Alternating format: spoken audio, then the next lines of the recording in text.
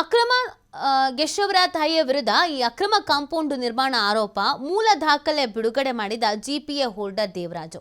ಹಾಸನದ ವಿದ್ಯಾನಗರದಲ್ಲಿ ಇರುವಂತಹ ಜಾಗದ ಬಗ್ಗೆ ಮೂಲ ದಾಖಲೆ ಕರಿಗೌಡ ಬಿನ್ ಸಿದ್ದೇಗೌಡ ಎಂಬುವರಿಂದ ಬಂದಿರುವಂತಹ ಜಾಗ ಇದು. ಈವರೆಗೆ 5 ಜನರಿಗೆ ಜಾಗ ಮಾರಾಟ ಮಾಡಲಾಗಿದೆ ಅಂತ ದಾಖಲೆ ಹೇಳುತ್ತೆ. ರಾಮಕೃಷ್ಣ ಎಂಬಾತನಿಂದ ಮೋಸ ಅಂತ ದೇವರಾಜ್ ಅವರು ಆರೋಪ ಮಾಡ್ತಾ ಇದ್ದಾರೆ. ಮಗನೇ ತಂದೆಗೆ ಮೋಸ ಮಾಡಿ ಮಾರಿದ್ದಾನೆ ಅಂತ ಈಗ ಇವರು ಆರೋಪಿಸ್ತಾ ಇರೋದು. 5 ಗುಂಟೆ ಜಾಗವನ್ನು 10 ಗುಂಟೆ ಅಂತ ಮಾರಾಟ ಮಾಡಲಾಗಿದೆ ಅನ್ನೋ ಆರೋಪ. ಎಷ್ಟಾಗಿ ಪುಷ್ಪಾಗೆ ಜಾಗ ಎಲ್ಲಿಂದ ಬಂತು ಎಂಬುದರ ದಾಖಲೆ ರಿಲೀಸ್ ಆಗಿದೆ. ವೀಣಾ ಎಂಬುವರಿಂದ ಜಾಗ ಖರೀದಿ ಮಾಡಿದ ಎಷ್ಟಾಗಿ ಪುಷ್ಪ ಜಾಗ ತಮ್ಮದಲ್ಲ ಅಂತ ಗೊತ್ತಾದಾಗ ವೀಣಾರಿಂದ ಮಾರಾಟ ಮಾಡಲಾಗಿದೆ ಅನ್ನುವಂಥ ಆರೋಪ ಕೇಳಿ ಬರ್ತಾ ಇದೆ. ನೋಡಿ, ಈ ಪ್ರಕರಣದಲ್ಲಿ ಒಂದಷ್ಟು ಆರೋಪಗಳಿದ್ವು. ಅವ್ರ ಕಡೆ ನಾವೇ ಸರಿ ಅಂತ, ಇಲ್ಲ ನಾವೇ ಸರಿ ಅಂತ ಇವರು ಇದೀಗ ದಾಖಲೆ ಬಿಡುಗಡೆ ಮಾಡಿದ್ದಾರೆ.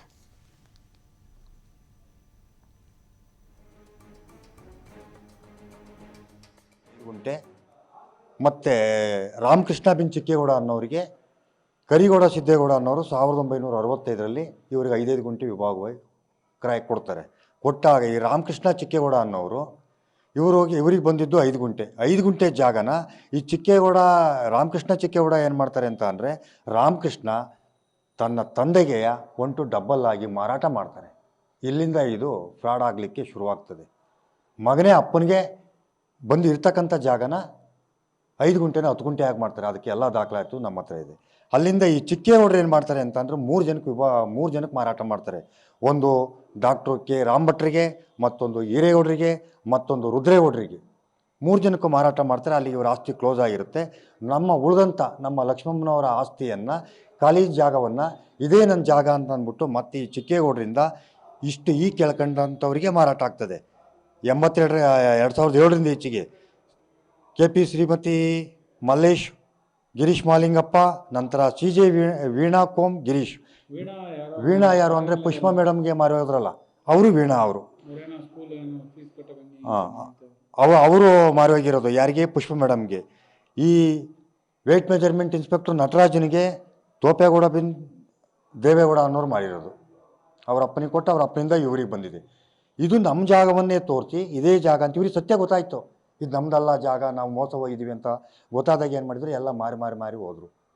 ಇಷ್ಟು ನಡೀತು. ವಿಚಾರ ಆದಾಗ ಇವರು ಇದೆಲ್ಲ ಆದಮೇಲೆ ಈ ಆಸ್ತಿಯನ್ನು ನೋಡ್ಕೊಳ್ಳಿಕ್ಕೆ ಅಂತ ನನಗೆ 2020ರಲ್ಲಿ ಲಕ್ಷ್ಮಮ್ಮನವರು GPA ಮಾಡಿದಾಗ ಖಾಲಿ ಜಾಗನೇ ಇತ್ತು. ಅವತ್ತು ಏನೂ ಇರಲಿಲ್ಲ. ಮೂಲ ಇದಕ್ಕೆ ಓನರು ಕರಿಗೌಡ ಸಿದ್ದೇಗೌಡ. ಈ ಲಕ್ಷ್ಮಮ್ಮನವರ ಪ್ರಾಪರ್ಟಿ ಮತ್ತು ಈ ಪುಷ್ಪ ಅವರು ನಂದು ಅಂತ ಹೇಳ್ತಾ ಇದ್ದಾರಲ್ಲ, ಅವ್ರಿಗೆ ಎಲ್ಲಿಂದ ಬಂತು ಅನ್ನೋದಕ್ಕೆ ಒಟ್ಟಿಗೆ 10 ಗುಂಟೆ ಜಾಗದಲ್ಲಿ ಲಕ್ಷ್ಮಮ್ಮನವ್ರಿಗೆ 5 ಗುಂಟೆ, ಮತ್ತು ರಾಮಕೃಷ್ಣ ಬಿನ್ ಚಿಕ್ಕೇಗೌಡ ಅನ್ನೋರಿಗೆ ಕರಿಗೌಡ ಸಿದ್ದೇಗೌಡ ಅನ್ನೋರು ಈ ಬಗ್ಗೆ ಮಾಹಿತಿ ನೀಡ್ತಾರೆ ನಮ್ಮ ಪ್ರತಿನಿಧಿ ಪ್ರಕಾಶ್. ಈ ಪ್ರಕರಣದಲ್ಲಿ ಒಂದು ಸ್ವಲ್ಪ ಗೊಂದಲ ಇದೆ. ಸೊ ಇಲ್ಲಿ ಎಲ್ಲ ಅನ್ಯಾಯ ಆಗಿದೆ, ಯಾರಿಂದ ಮೋಸ ಆಗಿದೆ ಅಂತ?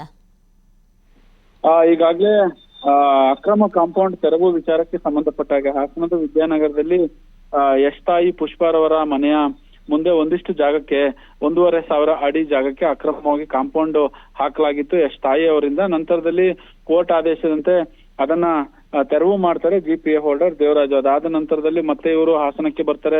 ಒಂದಿಷ್ಟು ಅವರ ಹೇಳಿಕೆಗೆ ಪ್ರತ್ಯುತ್ತರವನ್ನು ಕೂಡ ಕೊಡ್ತಾರೆ.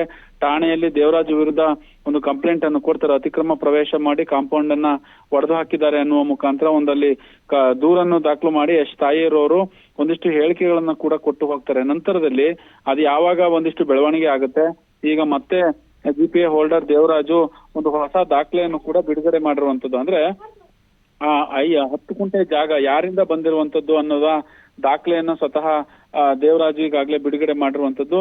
ಇದು ಯಾವ ಹಂತಕ್ಕೆ ಹೋಗಿ ನಿಲ್ಲುತ್ತೆ ಅನ್ನೋದನ್ನ ಈಗಲೇ ಸದ್ಯಕ್ಕೆ ಹೇಳಲಿಕ್ಕೆ ಆಗ್ತಾ ಇಲ್ಲ. ಯಾಕಂತಂದ್ರೆ ಸಾಕಷ್ಟು ಕೈ ಬದಲಾವಣೆ ಆಗಿದೆ. ಇಲ್ಲಿ ಆ ಜಾಗ ಇದೆಯಲ್ಲ, ಸುಮಾರು 5ರಿಂದ 10 ಗುಂಟೆಯ ಜಾಗ ಹಿಂದೆ ಯಾರ ಹೆಸರಲ್ಲಿತ್ತು, ಜೊತೆಗೆ ಯಾರ್ಯಾರಿಗೆ ಮಾರಾಟ ಆಗಿದೆ, ಮತ್ತೆ ಯಶ್ ತಾಯಿಯವರಿಗೆ ಹೇಗೆ ಬಂತು ಅನ್ನೋದರ ದಾಖಲೆ ಈಗಾಗಲೇ ಲಭ್ಯವಾಗಿರ್ತಕ್ಕಂಥದ್ದು. ಆ ದಾಖಲೆಯನ್ನ GPA ಹೋಲ್ಡರ್ ದೇವರಾಜು ಈಗಾಗಲೇ ಬಿಡುಗಡೆ ಮಾಡಿದ್ದಾರೆ ಅನ್ನುವ ಮಾಹಿತಿ ಸದ್ಯಕ್ಕೆ ಲಭ್ಯವಾಗಿರ್ತಕ್ಕಂಥದ್ದು. ನೀತಿ.